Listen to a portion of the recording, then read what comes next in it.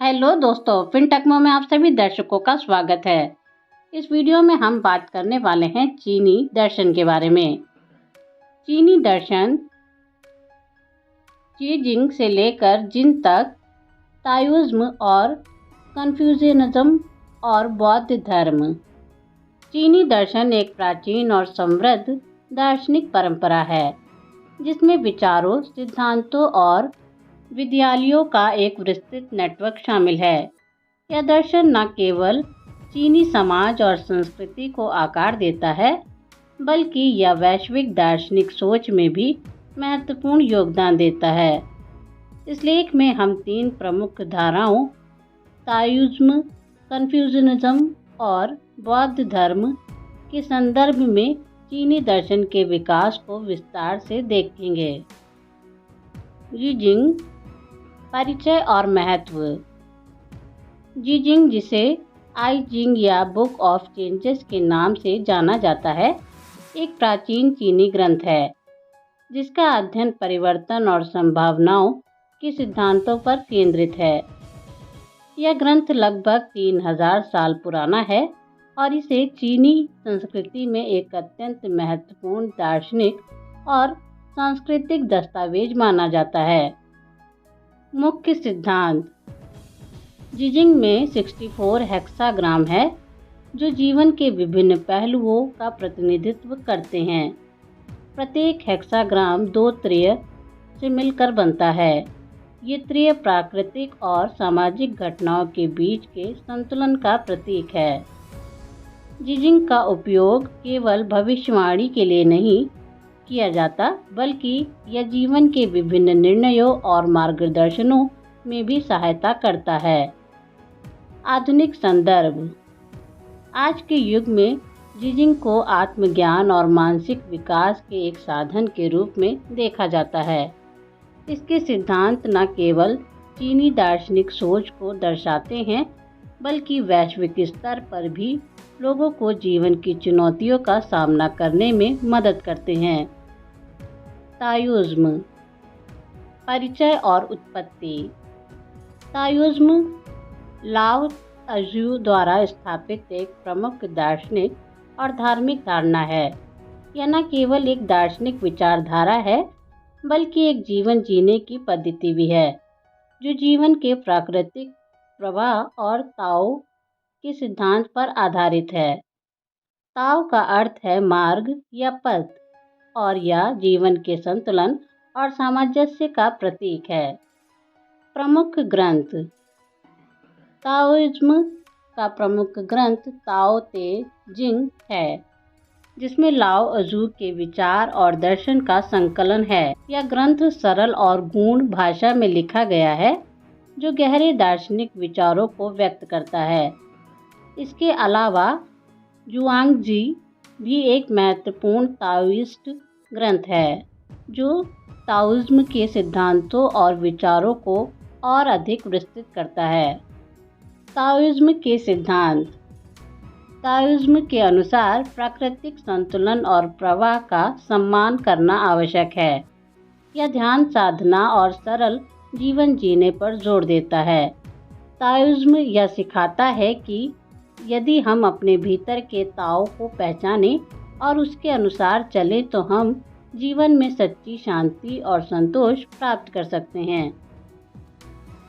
आधुनिक प्रासंगिकता।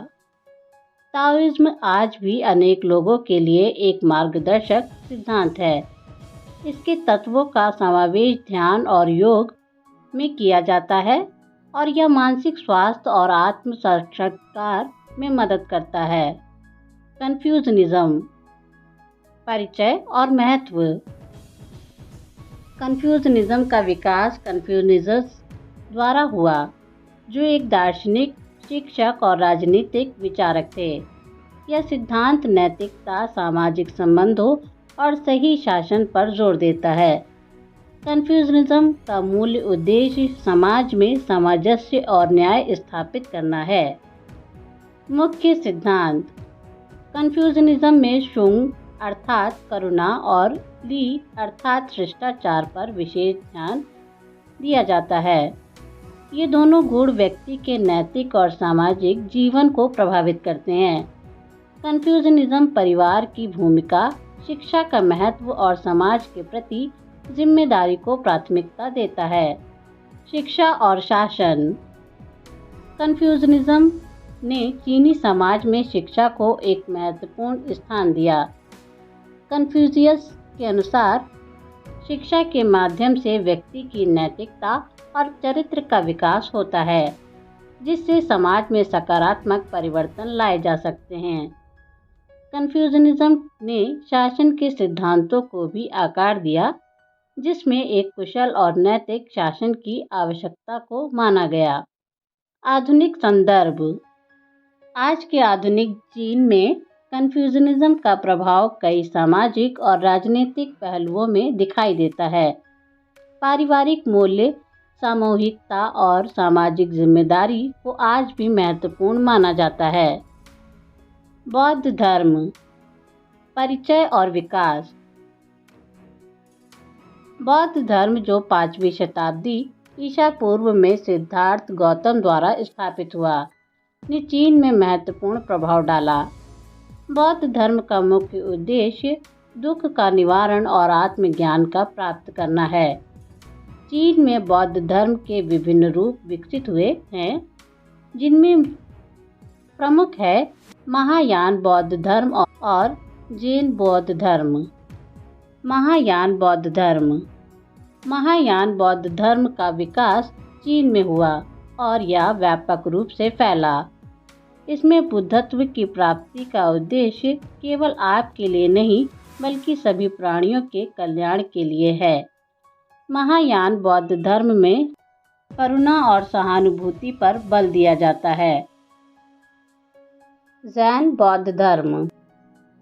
जैन बौद्ध धर्म ध्यान और अनुभव पर जोर देता है।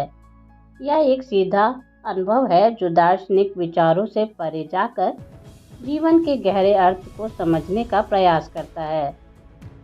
जैन बौद्ध धर्म में साधना और ध्यान के माध्यम से आत्मज्ञान की खोज की जाती है। आधुनिक प्रभाव। बौद्ध धर्म ने चीनी संस्कृति में गहराई से प्रवेश किया है। इसकी शिक्षाएं कला, साहित्य और वास्तुकला में प्रतिबिंबित होती हैं। आज के दौर में बौद्ध धर्म ने ध्यान और मानसिक स्वास्थ्य के लिए महत्वपूर्ण संदर्भ प्रस्तुत किए हैं। चीनी दर्शन का समग्र प्रभाव। चीनी दर्शन का प्रभाव न केवल चीन की राजनीति, समाज और संस्कृति में है, बल्कि यह अन्य एशियाई देशों जैसे कोरिया, जापान और वियतनाम में भी फैल गया है। कन्फ्यूशनिज्म और ताओइज्म ने पारंपरिक चीनी मूल्यों को संरक्षित रखा है, जबकि बौद्ध धर्म ने आध्यात्मिकता और नैतिकता के नए आयामों को जोड़ा है। आज के आधुनिक चीन में इन तीनों धाराओं का प्रभाव स्पष्ट है। चीनी सरकार और समाज में पारंपरिक मूल्यों और नैतिकता का महत्व बना हुआ है, जिससे सामूहिकता और सामाजिक जिम्मेदारी को बढ़ावा मिलता है। निष्कर्ष। चीनी दर्शन की यात्रा जीजिंग से लेकर जिन तक ताओइज्म, कन्फ्यूशनिज्म और बौद्ध धर्म के माध्यम से मानवता की समझ और अनुभव को समृद्ध करती है। यह केवल विचारों का संग्रह नहीं है, बल्कि यह एक जीवन जीने का तरीका है जो संतुलन, नैतिकता और सामंजस्य की आवश्यकता पर जोर देता है। चीनी दर्शन की यह समृद्ध परंपरा आज भी हमारे लिए प्रासंगिक है और इसे समझना आवश्यक है ताकि हम एक बेहतर समाज का निर्माण कर सकें। इसके सिद्धांत हमें न केवल व्यक्तिगत विकास में मदद करते हैं, बल्कि समाज में सामंजस्य और न्याय की स्थापना में भी सहायक होते हैं।